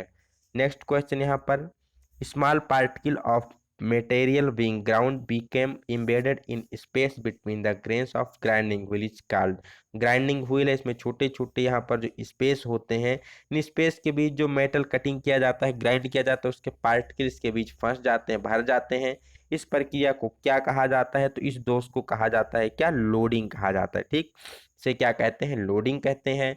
नेक्स्ट यहाँ पर इससे रिलेटेड टर्म पूछा जाता है कि जब कभी भी ग्राइंडिंग करते समय जो ग्राइंडिंग व्हील है वो चमकदार हो जाता है उसका फेस, और कटिंग नहीं करता है, तो उस कंडीशन को, उस दोष को क्या कहते हैं? तो उस दोष को ग्लेजिंग कहते हैं। और जब मेटल पार्टिकल उसमें भर जाते हैं तो उसे क्या कहा जाता है? लोडिंग कहा जाता है। दोनों दोष एक ही प्रकार के टूल के द्वारा सही किए जाते हैं। The process of bevelling the end of a hole, किसी भी होल के सिरे को बेवल करने की प्रक्रिया क्या कहलाती है? तो इसे कहा जाता है काउंटर सिंकिंग। ठीक, क्या कहते हैं? काउंटर सिंकिंग कहते हैं। नेक्स्ट क्वेश्चन, 350 लंबाई तथा 50 व्यास के एक वर्कपीस के कटिंग के लिए यहाँ पर आपको क्या करना है? बेसिकली टाइम कैलकुलेट करना है। टाइम का मतलब आपको टर्निंग टाइम कैलकुलेट करना है। आपको क्या क्या दिया गया है? तो दिया गया है यहाँ पर सबसे पहले वर्क पीस की जो लेंथ है 350 है, डायमीटर कितना है? 50 है, स्पीड कितनी है? 35 मीटर पर मिनट है, फीड कितनी है? 0.5 है। तो टर्निंग टाइम का कैलकुलेशन करने के लिए फार्मूला क्या होता है? तो टर्निंग टाइम बराबर होता है length of job into number of cut बटा फीड इंटू आरपीएम। तो यहाँ पर आरपीएम नहीं दिया गया है, तो सबसे पहले हमें क्या कैलकुलेट करना होगा? आरपीएम कैलकुलेट करना होगा। आरपीएम कैलकुलेट कर सकते हैं आप किससे? कटिंग स्पीड की सहायता से। आरपीएम का फार्मूला होता है कटिंग स्पीड इंटू 1000 बटा पाई डी। कटिंग स्पीड 35 दिया गया है, डायमीटर 50 दिया गया है, यहाँ से इसको आप कैलकुलेट करेंगे आरपीएम, तो 222 आरपीएम निकल के आ जाएगा। इस आरपीएम को उठा के हम टर्निंग टाइम के फार्मूले में रख देते हैं। टर्निंग टाइम का formula length of job into number of cut बटा फीड इंटू आरपीएम। लेंथ 350 दिया गया है, नंबर ऑफ कट अगर नहीं दिया जाए तो हमें एक स्टैंडर्ड लेना होता है कि एक ही कट में हमें क्या करना है? उसको फिनिश करना है। फीड 0.5, आरपीएम कितना है? 222 है, 222 को 0.5 से मल्टीप्लाई करेंगे तो 111 आएगा। इसको 350 से डिवाइड करेंगे तो 3.15 मिनट निकल के आ जाएगा। 3.15 मिनट में उसको क्या कर सकता है? टर्न कर सकता है। तो यहाँ पर 3.15 ना देके 3.14 दिया गया है, तो यही क्या हो जाएगा? इस क्वेश्चन का सही आंसर हो जाएगा। इसी प्रकार से आपको ड्रिलिंग टाइम भी पूछा जा सकता है। तो जब आपको ड्रिलिंग टाइम पूछा जाता है तो यहाँ पर एक चीज ध्यान रखनी होती है, कोन हाइट। कोन हाइट का फार्मूला होता है 0.3 इंटू डी। डी मतलब diameter of the drill. Next question, in external thread cutting the diameter of the blank shall be generally less by the pitch of the thread। जब हम external thread की cutting करते हैं तो जो हम blank का डायमीटर टर्न करते हैं पिच से कितना कम होता है? तो ब्लैंक डायमीटर का आप सभी को फार्मूला पता है, d बराबर d माइनस पी बाई 10। यहाँ पर p क्या होता है? पिच होता है। तो यहाँ पर आप देख रहे हैं ये 1/10 क्या होता है? इसका कम होता है। तो ऑप्शन नंबर बी सही हो जाएगा। कितना कम होता है? 1/10 कम होता है। कई बार यहाँ पर दे दिया जाता है कि 16 हमें क्या करनी? एक्सटर्नल, या दे दिया जाए M16 एक्सटर्नल थ्रेड की कटिंग करनी है, इसकी पिच दे दी गई 2 इसके लिए ब्लैंक साइज क्या होगा? तो क्या करना है? 16 में से 2/10 को माइनस कर देना, मीन्स 15.8 इसका ब्लैंक डायमीटर हो जाएगा। Next question 70 number, the lead of ये screw thread can be calculated by. तो लीड बराबर क्या होता है? Pitch into number of start होता है। सिंगल स्टार्ट थ्रेड है तो दोनों बराबर होता है, डबल स्टार्ट थ्रेड है तो लीड क्या होती है? पिच की 2 गुनी होती है, ट्रिपल स्टार्ट थ्रेड में 3 गुनी हो जाती है। Next, which is the following are sides of right angle triangle. Right angle triangle के यहाँ पर कौन से साइड हो सकते हैं? तो यहाँ पर आपको जो दो दिए गए हैं, पहले दो का स्क्वायर करिए, तीसरे के स्क्वायर के बराबर आए तो सही है। ये आपको किस में फॉलो करने को मिलेगा? तो थर्ड नंबर जो ऑप्शन है, 6 का स्क्वायर 36, 8 का स्क्वायर कितना हो जाएगा? 64। इन दोनों को ऐड करेंगे 100 आएगा, जो कि 10 का स्क्वायर होता है। तो 6, 8, 10 ये किसके स्क्वायर है? सॉरी, ये किसके साइड है? तो ये राइट एंगल ट्रायंगल के साइड है। इसी को अगर थोड़ा सरल कर दिया जाए तो 3, 4, 5 ही ये निकल के आएगा। ठीक, तो ये भी आपसे एग्जाम में पूछा जा सकता है। Next question, which of the following is considered under the category of form tolerance। बहुत ही मोस्ट इंपॉर्टेंट क्वेश्चन जो आजकल का पेपर है, इसका लेवल को देखते हुए ये क्वेश्चन यहाँ पर बहुत ही मोस्ट इंपॉर्टेंट हो जाता है। यहाँ पर पूछा गया फॉर्म टॉलरेंस, फॉर्म टॉलरेंस में कौन सा है कौन सा नहीं है। तो फॉर्म में हमें क्या है, ये इंडिविजुअल फीचर होता है, इसमें किसी भी डेटम की आवश्यकता नहीं होती है। तो इसमें कौन कौन से आते हैं, तो बेसिकली ये GD&T का टर्म है, इसको आप ध्यान से देख लीजिए। आगे के एग्जाम्पल्स में आपको ये इस आगे जो पेपर होंगे इसमें बहुत ही हेल्पफुल होने वाले हैं, जो GD&T के कैरेक्टरिस्टिक सिंबल्स वगैरह हैं। तो सबसे पहले अगर बात की जाए, तीन प्रकार के फीचर होते हैं। एक होता है इंडिविजुअल फीचर, जो कि अपने निकट के जो फीचर्स होता है, रिलेटिव मीन्स के जो एडजेसेंट होता है उस पर डिपेंड नहीं करता है। दूसरा यहाँ पर होता है रिलेटेड फीचर, जो कि डिपेंड करता है अपने नेबरस सरफेस पे। थर्ड होता है इंडिविजुअल और रिलेटेड, ये डिपेंड करता भी और नहीं करता है। तो सबसे पहले जो इंडिविजुअल फीचर है इसके अंतर्गत आता है फॉर्म। क्या आता है, फॉर्म टॉलरेंस। ठीक, फॉर्म में आपको नेबरस सरफेस के मीन्स सपोर्ट की आवश्यकता नहीं होती है। फॉर्म में कौन कौन सा आता है, तो फॉर्म के अंदर आता है सबसे पहले स्ट्रेटनेस, स्ट्रेटनेस का सिंबल सिंपल सा होता है, एक आप लाइन खींच दिए किसका सिंबल हो जाएगा, स्ट्रेटनेस का सिंबल। फ्लैट का नेस का सिंबल आप सीधा सा पैरेललोग्राम बना दीजिए, ये सिंबल हो जाएगा फ्लैटनेस का। सर्कुलरिटी, सर्कुलरिटी का मतलब कोई सर्किल है, ठीक, तो इसका सिंबल क्या हो जाएगा, एक सर्किल बना दीजिए। सिलेंड्रिसिटी, सिलेंड्रिसिटी का सिंबल एक सर्किल बना के दोनों तरफ आप लाइन खींच दिए, तो ये सिंबल किसका हो गया, सिलेंड्रिसिटी का हो गया। तो सबसे पहले जो फॉर्म टॉलरेंस है इसके अंतर्गत चार आते हैं, स्ट्रेटनेस, फ्लैटनेस, सर्कुलरिटी, सिलेंड्रिसिटी। इन चारों को किसी प्रकार के डेटम की आवश्यकता नहीं होती, किसी भी प्रकार के रेफरेंस की इनको आवश्यकता नहीं होती। नेक्स्ट आता है आपका ओरिएंटेशन, ओरिएंटेशन में आता है एंगुलरिटी, एंगुलरिटी मीन्स एक एंगल का सिंबल बना दीजिए। परपेंडिकुलरिटी, परपेंडिकुलरिटी को कहते हैं 90 डिग्री, 90 डिग्री का सिंबल बना दीजिए। नेक्स्ट पैरेललिज्म, पैरेललिज्म मतलब दो लाइनें क्या है, पैरेलल है, कभी भी मिलेंगी नहीं, एंगल कितना हो जाएगा, 0 डिग्री। तो जो एंगुलरिटी है, परपेंडिकुलरिटी है, पैरेललिज्म है, इन तीनों के लिए डेटम की आवश्यकता होती है, एक रेफरेंस सरफेस की आवश्यकता होती है। इसको किसके अंतर्गत रखा जाता है, तो ओरिएंटेशन के अंतर्गत रखा जाता है। नेक्स्ट यहाँ पर आता है लोकेशन, लोकेशन में सबसे पहले है पोजीशन, किसी भी फीचर का पोजीशन क्या है, तो एक सिंपल सा आप सर्किल बना के उसमें प्लस का साइन मार दीजिए। कंसंट्रिसिटी, कंसंट्रिसिटी में आता है दो सर्किल, आपने जब टर्निंग की होगी लेथ पर, ठीक, तो वहां पर कंसंट्रिक और इसेंट्रिक आपने पढ़ा होगा। कंसंट्रिक ऐसे शाफ्ट मीन्स ऐसे दो डायमीटर जिनके सेंटर क्या होते हैं, एक ही होते हैं। इसेंट्रिक जिनके शाफ्ट क्या हो, जिनके सेंटर क्या होते हैं, अलग अलग होते हैं। जैसे जो एक्सल शाफ्ट होता है वो इसेंट्रिक शाफ्ट का उदाहरण होता है। तो कंसंट्रिक में मीन्स दोनों जो शाफ्ट, दोनों जो सर्किल है शाफ्ट है, उनका सेंटर क्या होना चाहिए, एक ही होना चाहिए कंसंट्रिक में। नेक्स्ट सिमेट्रिसिटी, सिमेट्रिसिटी का मीन्स दोनों फीचर क्या है, एक समान है। तो ये तीन जो पोजीशन है, पोजीशन, कंसंट्रिसिटी, सिमेट्रिसिटी, ये किसके अंतर्गत आते हैं, लोकेशन के अंतर्गत आते हैं। इनको भी प्रदर्शित करने के लिए, इनको मशीन करने के लिए आपको डेटम सरफेस की आवश्यकता होती है। नेक्स्ट यहाँ पर आता है रन आउट, रन आउट में होता है सर्कुलर रन आउट, इसको सिंपल सा एक एरो बना दीजिए। टोटल रन आउट, इसमें आपको डबल एरो बना देना होता है, इसमें भी डेटम की आवश्यकता पड़ती है। जो लास्ट है वो है प्रोफाइल, प्रोफाइल में सबसे पहले प्रोफाइल ऑफ ए लाइन, एक आर्क बना दीजिए या सेमी सर्किल। दूसरा profile of a surface, arc को आप मिला दीजिए, अर्धवृत्त बना दीजिए, तो हो गया प्रोफाइल ऑफ सरफेस। तो इसका आप स्क्रीनशॉट लेके रख सकते हैं, आगे आने वाले एग्जाम में आपको यहाँ पर हेल्प करने वाला है। चलते हैं नेक्स्ट क्वेश्चन की तरफ। तो नेक्स्ट क्वेश्चन यहाँ पर ये पूछा क्या गया था, तो फॉर्म टॉलरेंस के अंतर्गत कौन सा आता है, ठीक, सॉरी कौन सा, which of the following considered under the category of form tolerance, तो फॉर्म टॉलरेंस में कौन सा आता है, फ्लैटनेस आता है, ठीक। कंसंट्रिसिटी तो ये आपका चला जाएगा लोकेशन में, ठीक। सिमेट्रिसिटी आपका पोजीशन में चला जाएगा। तो चलते हैं नेक्स्ट की तरफ। नेक्स्ट 73 नंबर पूछा गया, 60 degree correspondent to how many radians, 60 degree कितने रेडियन के बराबर होता है, तो 180 को आप डिवाइड कीजिए मीन 60, तो या आप कह सकते हैं इसको पाई/3। 60 डिग्री पूछा गया है, कितने रेडियन के बराबर है, तो ये बराबर होता है पाई/3 के, ठीक, पाई/3 रेडियन के बराबर होता है। यहाँ पर पूछा जा सकता है कि एक रेडियन में कितने डिग्री होते हैं, तो 57.3 करके आपको याद में इसको रखना होता है। Next question 74 number, M24 into 3 mm internal thread cutting के लिए वैसे डेप्थ ऑफ कट पूछी गई है। डेप्थ ऑफ कट का जनरल फार्मूला होता है capital D minus small d by 2, लेकिन यहाँ पर इंटरनल थ्रेड के लिए पूछा गया है, ये आपको रॉयल की बुक में मिल जाएगा। इसका आंसर 0.5412 इंटू थ्री मतलब पिच, 0.5412 इंटू पिच, ये हो जाएगा डेप्थ ऑफ कट। रॉयल की बुक में आपको इसका उत्तर मिल जाएगा, डिटेल डिस्कशन।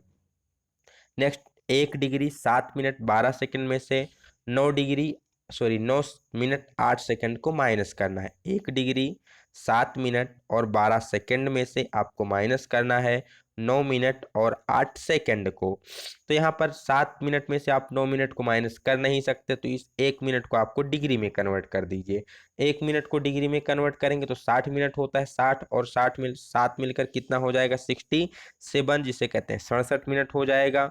ठीक, तो यहाँ पर 67 मिनट 12 सेकंड में से माइनस करना है 9 मिनट 8 सेकंड को। एक बार फिर से समझिएगा, आपको 7 मिनट में से आप 9 मिनट को माइनस नहीं कर सकते, इसलिए एंगल वाली वैल्यू को हमने क्या किया, मिनट में चेंज कर दिया। तो 1 डिग्री में कितना होता है, 60 मिनट होता है। तो 60 और 7 कितना हो गया, 67, 67 हो गया। 12 सेकंड है, यहाँ पर 9 मिनट 8 सेकंड है, माइनस कर दीजिए। 12 सेकंड में से 8 सेकंड जाएगा, 4 सेकंड बचेगा। 67 में से 9 जाएगा, 58 बचेगा। तो उत्तर आ जाएगा 58 मिनट 4 सेकंड। तो इसके क्वेश्चन पूछने का मतलब यही था कि आपको पता होना चाहिए 1 डिग्री बराबर होता है 60 मिनट के, और 1 मिनट बराबर होता है 60 सेकंड के। ठीक, एक सिंबल है, एक आपका डैश है तो मिनट को डिनोट करता है, 2 डैश है तो डिनोट करता है सेकंड को। यंग मॉडुलस ऑफ एल्यूमिनियम, तो एल्यूमिनियम का यंग मॉडुलस होता है 70 GPa। अगर यहीं पर एल्यूमिनियम का ना पूछ के माइल्ड स्टील का पूछा जाए तो 210 गीगा पास्कल हो जाता है, किसका, माइल्ड स्टील का। एल्यूमिनियम का 70 गीगा पास्कल हो जाता है। Next question, 100 gram, A bottle weighing 100 gram is filled with 80 cubic centimeter of petrol density 0.7 ग्राम पर cubic centimetre the total weight of the bottle. एक आपके पास कोई बॉटल है, इसको हमने जब वेट किया तो इसका वेट कितना आया, 100 ग्राम है। खाली बॉटल है तो वेट कितना है, 100 ग्राम है। अब इसमें हमने भरा पेट्रोल, पेट्रोल कितना भरा, उसका जो वॉल्यूम है 80 क्यूबिक सेंटीमीटर है, और पेट्रोल की डेंसिटी 0.75 ग्राम पर सेंटीमीटर क्यूब है। तो टोटल अब इस बोतल का जो वेट है कितना हो जाएगा। तो सबसे पहले यहाँ पर आपको क्या करना है, कैलकुलेट करना है कि जो पेट्रोल है उसका जो वेट है कितना हो जाएगा। ठीक, तो उसको आप कैलकुलेट कर सकते हैं किसके द्वारा, रो बराबर एम बाई बी के द्वारा। रो मीन्स घनत्व बराबर द्रव्यमान बटा आयतन, इससे आप कैलकुलेट करेंगे। घनत्व आपको दिया गया है 0.75 ग्राम पर सेंटीमीटर क्यूब। यहाँ पर आपको वॉल्यूम दिया गया 80 क्यूबिक सेंटीमीटर। यहाँ पर आपको निकालना है कि उसका मास कितना होगा। मास निकालने के लिए वॉल्यूम और डेंसिटी दोनों को मल्टीप्लाई करना है। तो वॉल्यूम आपका 80, डेंसिटी 0.75, मल्टीप्लाई करेंगे तो कितना आ जाएगा, 60 आ जाएगा। जो यहाँ पर पेट्रोल का वेट है कितना हो जाएगा, 60 ग्राम हो जाएगा। यही आपको डायरेक्ट नहीं दिया गया था। तो पेट्रोल का वेट आ गया 60 ग्राम, 100 ग्राम बोतल का वेट है, तो टोटल कितना हो जाएगा, 160 ग्राम उसका वेट हो जाएगा। Next 78 number, in Indian standard system of fit small letter indicate tolerance of. तो स्मॉल लेटर किसको डिनोट करते हैं, शाफ्ट को डिनोट करते हैं, और कैपिटल लेटर किसको डिनोट करते हैं, तो ये होल को डिनोट करते हैं। The property possessed by a material to resist sudden load, अचानक लोड, जो इम्पैक्ट लोड लगता है, इसको सहन करने की जो शक्ति होती है मटेरियल की, उसे क्या कहा जाता है, तो उसे कहा जाता है टफनेस। इसी के कारण वो क्या कहता है, टफनेस के कारण ही इम्पैक्ट लोड को सहन कर पाता है। जिस मटेरियल में टफनेस नहीं होती उसमें क्या आ जाती है, ब्रिटलनेस आ जाती है, वो इम्पैक्ट लोड को सहन नहीं कर पाते। कई बार पूछा जाता है कटिंग टूल बनाने के लिए जो टूल में प्रॉपर प्रॉपर्टी होनी चाहिए कौन सी डिजायरेबल होती है, तो अगर उसमें टफनेस है तो हार्डनेस और डक्टिलिटी ये सारी ऑटोमेटिक आ जाती है। टफनेस का मेन गुण वहां पर होना चाहिए, जिससे कटिंग टूल पर जो अचानक लोड पड़ता है उसको सहन कर सके। इस वीडियो का सबसे last question, the included angle of Morse taper. Morse taper का जो एंगल होता है लगभग कितने डिग्री होता है, तो 3 डिग्री के अप्रोक्सीमेट ये एंगल रखा जाता है। कितना होता है, लगभग 3 डिग्री के अप्रोक्सीमेट मोर्स टेपर का एंगल रखा जाता है। रेशियो आप सभी को पता है 1:20 होता है। तो ये थी आज की वीडियो जिसमें हमने डिस्कस किया इसरो BSSC के टर्नर के क्वेश्चन पेपर को। वीडियो आपको कैसी लगी कमेंट सेक्शन में ज़रूर बताएं। किसी भी क्वेश्चन में अगर आपको कोई डाउट है, किसी भी क्वेश्चन का उत्तर आपको गलत लगता है, तो वो भी आप अपना फीडबैक दे सकते हैं। कोई डाउट है उसको पूछने के लिए टेलीग्राम ग्रुप को ज्वाइन कर सकते हैं। वीडियो अच्छी लगी हो तो लाइक कीजिएगा, चैनल को सब्सक्राइब कीजिएगा, फ्रेंड के बीच शेयर कीजिएगा। मिलेंगे नए वीडियो में। Till then have a good day, best of luck, keep in touch.